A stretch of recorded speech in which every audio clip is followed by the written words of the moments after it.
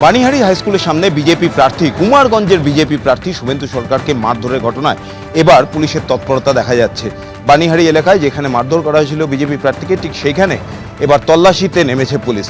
যারা অভিযুক্ত বিজেপি প্রার্থী শুভেন্দু সরকারকে মারধর করেছে এবং সেই ভিডিও একবারে প্রকাশ্যে এসছে, সেইখান থেকেই জেলার পুলিশ সুপার চিন্ময় মিত্তাল তিনি জানালেন যে যারা অভিযুক্ত তাদেরকে চিহ্নিত করা গিয়েছে এবং পুলিশ তাদের খোঁজে তল্লাশি চালাবে এবং তাদের বিরুদ্ধে আইনানুগ ব্যবস্থা নেওয়া হবে। এবং সেই ছবি দেখা যাচ্ছে এই মুহূর্তে কেন্দ্রীয় বাহিনীকে সঙ্গে নিয়ে পুলিশ গোটা এলাকায় টহল দিচ্ছে এবং অভিযুক্তদের খোঁজেও তল্লাশি চালানো হচ্ছে, এমনটাই পুলিশের তরফ থেকে জানানো হয়েছে। কিন্তু এখন প্রশ্ন, যেখানে বারবার নির্বাচন কমিশন অবাধ, শান্তিপূর্ণ, হিংসামুক্ত ভোটের কথা বলেছে, সেখানে প্রার্থী নিজেই আক্রান্ত হলেন কুমারগঞ্জে। সেখানেই প্রশ্ন উঠছে, তাহলে কোথায় ছিল কেন্দ্রীয় বাহিনী? সকাল থেকে যখন বিজেপি প্রার্থী অভিযোগ করছিলেন তাদের এজেন্টদের বসতে দেওয়া হচ্ছে না, বিভিন্ন জায়গায় জটলা হচ্ছে, তারপরেও কেন ব্যবস্থা নেওয়া হবে না? কেন বিজেপি প্রার্থীর উপর হামলা হওয়ার পর তারপর পুলিশ আর কেন্দ্রীয় বাহিনীর তৎপরতা দেখা গেল? এই নিয়ে প্রশ্ন কিন্তু থাকছেই। ক্যামেরা প্রীতম চক্রবর্তীর সঙ্গে ব্রতদীপ ভট্টাচার্য, এবিপি আনন্দ, দক্ষিণ দিনাজপুর।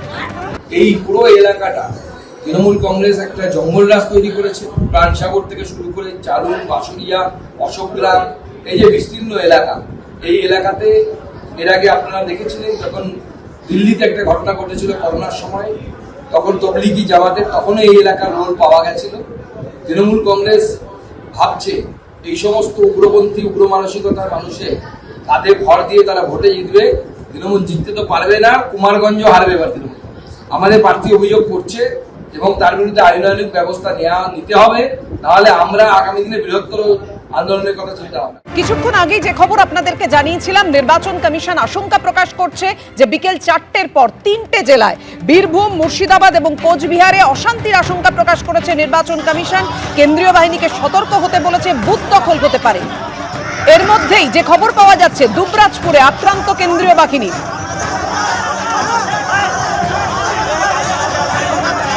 দুবরাজপুরের ছবি রেখেছি আপনাদের সামনে। কেন্দ্রীয় বাহিনীর ওপর ইট বৃষ্টির ঘটনা ঘটল। পুলিশের গাড়িও ভাঙচুর করা হয়েছে দুবরাজপুরে।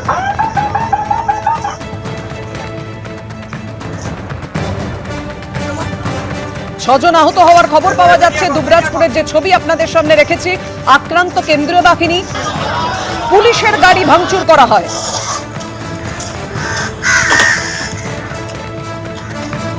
একেবারে গাড়ি ভাঙচুর, অশান্তির ছবি, ইট বৃষ্টির ছবি এই ছবিতেই স্পষ্ট। ভাস্কর মুখোপাধ্যায় আমাদের প্রতিনিধি আমাদের সঙ্গে রয়েছেন। ভাস্কর, আরো বিস্তারিত জানাও, ঠিক কি ঘটেছে? দেখো, দুবরাজ বিধানসভা কেন্দ্রে 65 নম্বর বুথে এই বুথ ভোট চলছিল এবং যেটা অভিযোগ, ভোট শান্তি হয়। তারা একটা নির্দিষ্ট দলকে যখন ভোট দিচ্ছিলেন, কিন্তু সেই দলে ভোট পড়ছে না, অন্য দলে গিয়ে সেই ভোট পড়ছে। এই নিয়ে একটা অশান্তি চলছিল এবং অশান্তিতে প্রায় ঘন্টাখানেক ধরে চলছিল।